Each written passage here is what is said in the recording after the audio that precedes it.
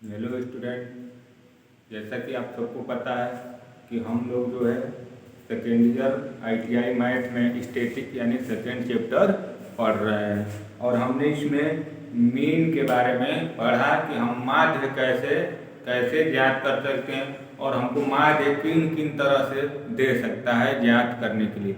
आज हम जो है माध्य के साथ साथ एक ही क्वेश्चन में मीडियन, मोड और रेंज के बारे में पढ़ेंगे कि इसको कैसे हम पता करते हैं।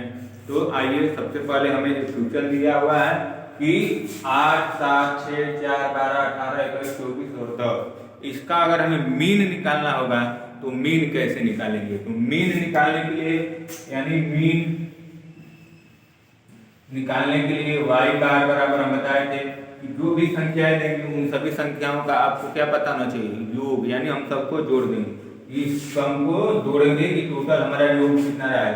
तो 8, 7, ठीक, 8 धन 7 धन 6 धन 4 धन 12 धन 18 धन 21 धन 24 धन 10, इन सबको क्या करते हैं, हम जोड़ देते हैं। आपको जो भी संख्याएं देगी उन सभी संख्याओं को क्या करना है, जोड़ देना है। हम सबको जोड़ेंगे 8, 7, 6, 4, 12, 18, 21, 24, 10। अब इन सब के बाद अब हमको क्या करना है, नीचे भाग देना है किससे, तो जितनी टोटल संख्याएं होंगी। देखेंगे कितनी संख्या है, 1, 2, 3, 4, 5, 6, 7, 8, 9। तो हमें नीचे किससे भाग देना है, 9 से। ठीक, ऊपर जो सारी संख्या उन सबको आपस में जोड़ देना है और नीचे भाग देना है जितनी संख्या होंगी। तो 1, 2, 3, 4, 5, 6, 7, 8, 9। अब इन सबको हम जोड़ेंगे तो 8 और 7 कितना हो जाएगा, 15, 15, 6 जोड़ेंगे 21, 21 में 4 जोड़ेंगे 25, 25 में 12 जोड़ेंगे तो 12 में 25 जोड़ेंगे तो 10, 35, 2, 37, 37 में 18 जोड़ना है हमें। ठीक, 18 और 21, 24 और 10।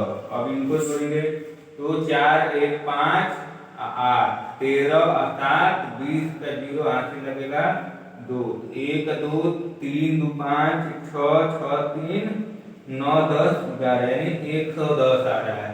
तो इसका योगफल आ जाएगा आपका 110। बटे में हम 9 कर देंगे। अब इसे डिवाइड करेंगे तो 9 एकम 9, फिर बचेगा हमारे कितना, 2 और 0, 20। तो 9 दूनी के 18, फिर 2 यानी 2, 2 यानी 12.22 क्या आ जाएगा, इसका माध्य आ जाएगा। क्या आएगा, इसका माध्य। माध्य कैसे निकाल रहे हैं, मीन कैसे निकाल रहे हैं, तो जो हमें संख्याएं देगी उन सब संख्याओं को क्या करना है, आपस में जोड़ देना है, आपस में जोड़ देना है और जितनी संख्या है उनसे भाग देना है। यानी टोटल योगफल बटा में टोटल संख्याओं से भाग दे देंगे तो हमें माध्य निकल जाता है। यानी जैसे एवरेज निकालते हैं उसी तरह से माध्य को निकालना है। अब ये पढ़ भी चुके हैं। अब हम बात करेंगे आज मीडियन यानी माध्यिका की। माध्यिका या मीडियन की, ठीक, माध्यिका या मीडियन की बात की जाए तो माध्यिका और मीडियन कैसे ज्ञात करते हैं। तो माध्यिका या मीडियन के लिए सबसे पहले आपको आरोही क्रम में लिखना है। जो भी संख्याएं अब आप तक दी थी आप उसको क्या कीजिए, आरोही क्रम में लिखना होगा। सबसे पहले आपको सभी संख्याओं को आरोही क्रम में क्या करना है, लिखना है। इसमें आरोही क्रम का मतलब क्या होता है कि बढ़ते हुए क्रम। सबसे पहले सबसे छोटा, फिर उससे बड़ा, फिर उससे बड़ा, सबसे लास्ट में जो सबसे बड़ा है, यानी बढ़ते हुए क्रम में। जैसे लाइन लगाया जाता है तो छोटे आगे रहते हैं, बड़े पीछे, वो एक आरोही क्रम में लगाया जाता है।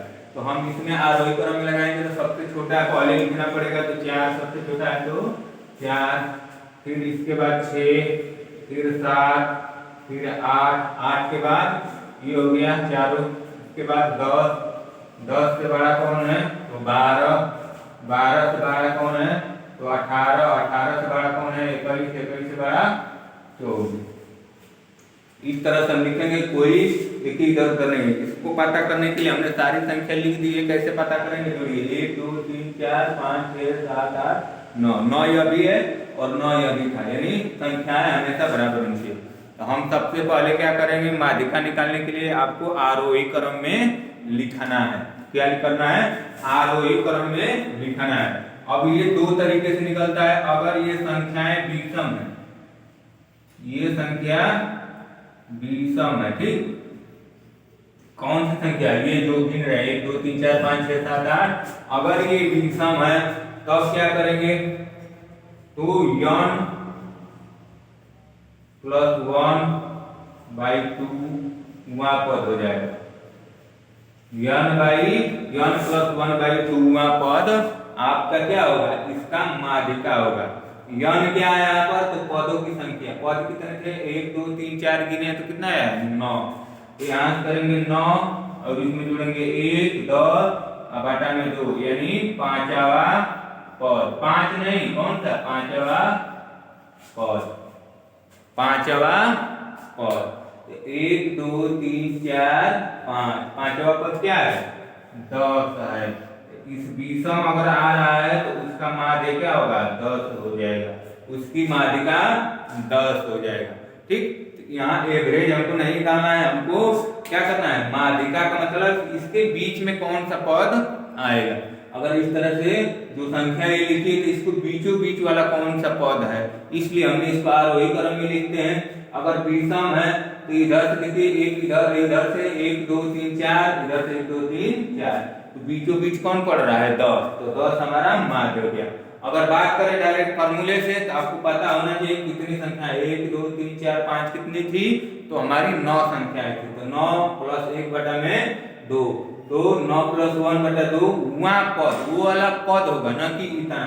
ये नहीं कि 9 धन 1 10, 10 में 2 से भाग दिए 5 आ गए तो 5 आंसर। 5 आंसर नहीं है, पांचवा पद आंसर है, ठीक। कौन सा? तो पांचवा पद आपका क्या है? आंसर होगा। पांचवा पद इसमें गिनेंगे 1 2 3 4 5। ये तो बात हो गई किसकी? विषम की। बात करेंगे अब आगे सम। अगर हमें मिलता है, अगर ये सम मिलता है, ठीक, विषम और सम समझ रहे हैं ना। सम वो संख्याएं होंगी जो 2 से क्या आती हैं? विभाजित हो जाती है। विषम वो संख्या जो 2 से विभाजित नहीं होती है। तो हम बात करेंगे अब सम संख्या की।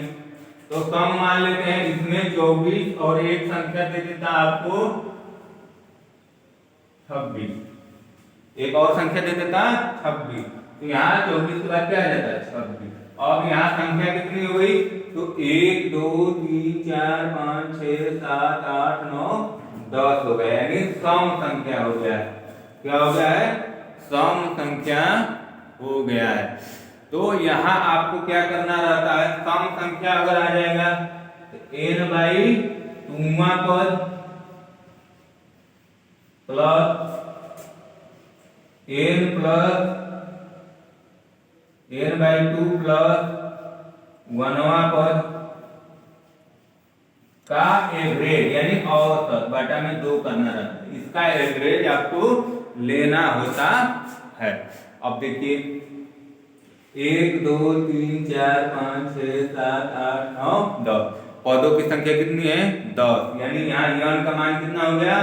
10 हो गया।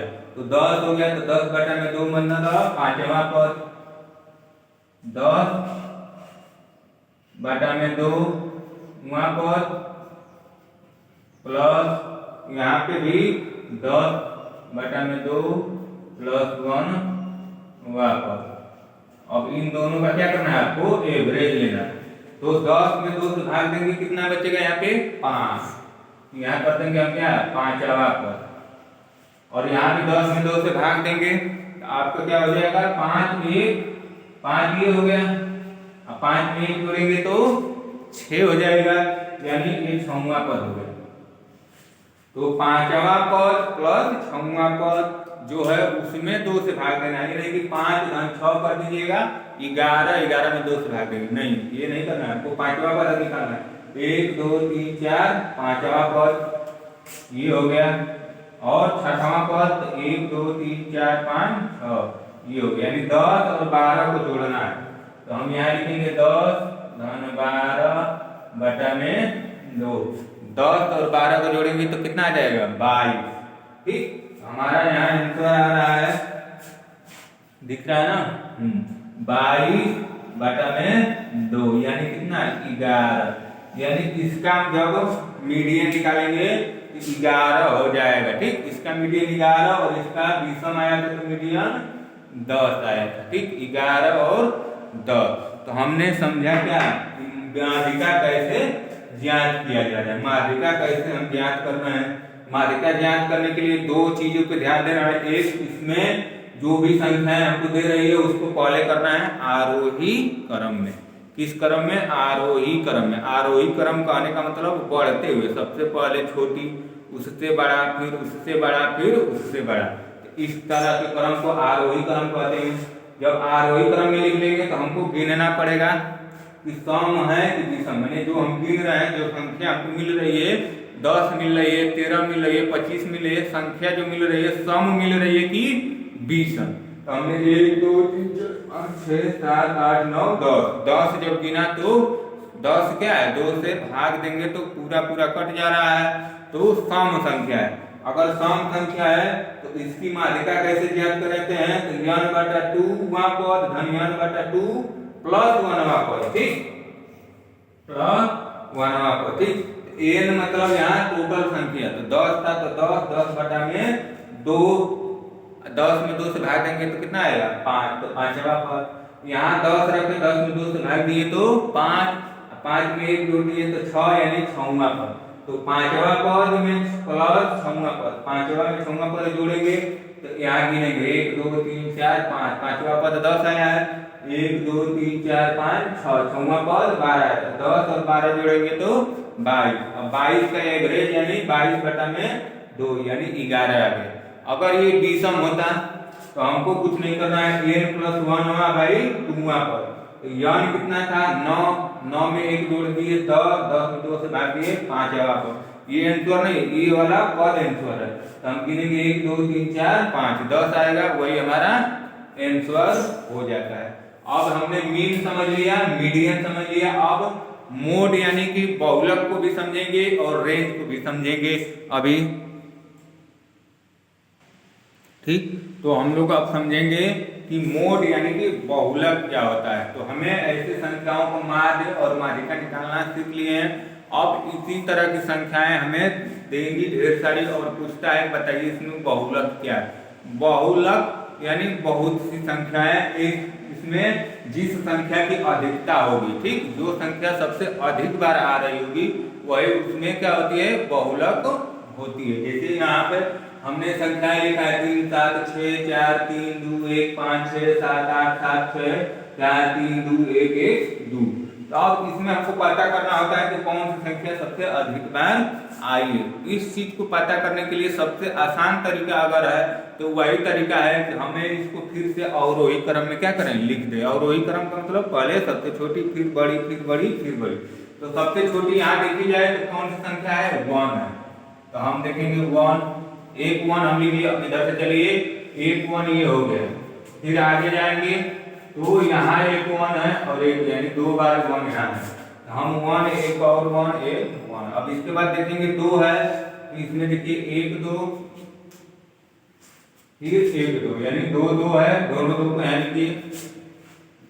फिर देखेंगे 3, तो 3 ये है, 1 ये 2, यहाँ 3 ये 4, यानी 4 बार 3 है तो 1 2 3 4।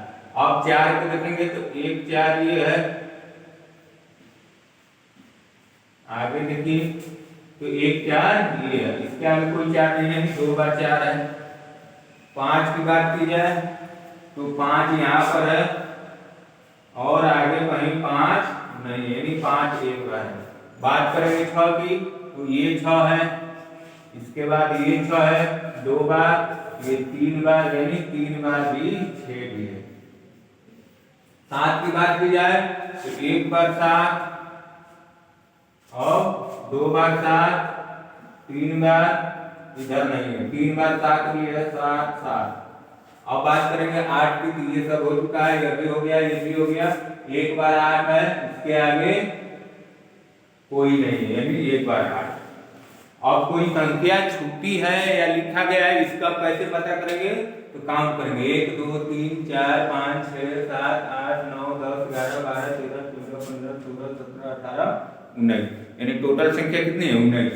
ऊपर भी 19 होना चाहिए। 1 2 3 4 5 6 7 8 9 10 11 12 13 14 15 16 17 18 19 यानी जितनी संख्या उसमें उतनी संख्या इसमें। अब हमको क्या करना है, पता करना है बहुलक। तो पता करेंगे कौन सी संख्या सबसे अधिक बार आएगी। तो एक कितनी बार आया है, 3 बार। 2 2 बार। 3 कितनी बार आया है, 4 बार। ये कितनी बार, 2 बार। ये 5 1 बार। ये कितनी बार आया है, तो 3 बार। और ये भी 3 बार और ये 1 बार। तो सबसे अधिक क्या है, तो 4 बार आया है। कौन आया है, तो 3। तो इसका जो मोड पूछेगा वो मोड हो जाएगा आपका 3। बहुलक क्या हो जाएगा, 3। और बारंबारता पूछेगा तो कितनी बार आया है, तो 4 बार। ठीक, बारंबारता 4 बार और मोड यानी कि बहुलक कितनी बार आया है, तो 3 बार आया है। ठीक, बहुलक जो है 3 है। 3 जो है 4 बार आया हुआ है। 3 बहुलक कहलाएगा। 3 की बहुलकता है। बहुलकता का मतलब अधिक बार आया हुआ है। और बारंबारता कितना है, तो 4 है। कितनी बार आया है, तो 4 बार। ठीक, ये बारंबारता हो जाता है। अब इसमें बच गया है लास्ट टॉपिक हमारा परिसर या रेंज। किसी भी संख्यांकी का रेंज या परिसर क्या होता है। आपसे भी पूछा जाता है कि रेंज, आपका रेंज क्या है। कोई भी सामान लेने जाते हैं तो आप बोलते हैं रेंज क्या है। रेंज का मतलब कि एक लोवेस्ट वैल्यू होगी कि हमारे यहाँ 150 रुपये का भी मार्कर है और 500 रुपये का भी मार्कर है। तो ये रेंज होता है कि निम्न से हाईएस्ट के बीच का रेंज क्या है। तो यहाँ पे भी रेंज होता है, हर एक चीज का परिसार होता है, परिसर होता है। तो यहाँ पे जो रेंज निकालेंगे सबसे हाईएस्ट वैल्यू कितनी है, 8 है। और लोवेस्ट वैल्यू कितनी है, 1। यानी 8 और 1 के बीच में ही सारी संख्या है। तो ये होता है 8 - 1। यानी हाईएस्ट में से लोवेस्ट को क्या कर देना है, माइनस कर देंगे। जो वैल्यू आती है वही आपकी क्या कहलाती है, वो कहलाती है आपकी परिसर या रेंज। ठीक, तो हमने आज एक ही वीडियो में मीन, मीडियन, उसके बाद मोड और रेंज चारों टॉपिक को पढ़ा, समझा और एक ही सवाल की सहायता से अलग अलग तरह से हल किया। ठीक, तो हमें आशा है कि आपको समझ में आया होगा। ठीक, अब ये चैप्टर आपका लगभग समाप्त हो चुका है। इसमें केवल क्वेश्चन को हल कराना है, इसको भी हल करा दीजिए। ओके, इस सेशन में इतना ही। Thank you.